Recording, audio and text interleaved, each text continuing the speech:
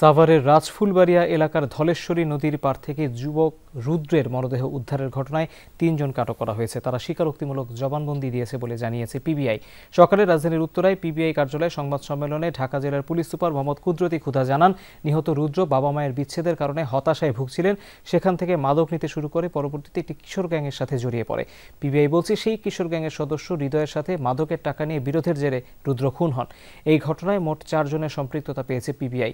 মূল আসামি হৃদয়ের সাথে ফয়সাল ও শরণ নামে আরো 2 কিশোরকে আটক করা হয়েছে। নাহিদ নামে অন্য এক আসামিকে ধরার চেষ্টা চলছে। এই ছেলেটির বাবা মা সেপারেটেড, সে ব্রোকেন ফ্যামিলির সন্তান এবং তার বাবা মা ভিন্ন ভিন্ন জায়গায় বিয়ে করেছে। তো যখন সে বাবা মার আদর পায়নি, তারপরে নানা নানির কাছে এসে বাধ্য হয়ে থাকতে হয়েছে এবং আর্থিক সংকটের কারণে তার লেখাপড়া হয়নি। এই সার্বিক পরিস্থিতিতে তার মধ্যে ফ্রাস্ট্রেশন গ্রো করেছে এবং সে একটি সময় এলাকার যারা বখাটে মাদকসেবী সন্ত্রাসী তাদের সঙ্গে মিশেছে।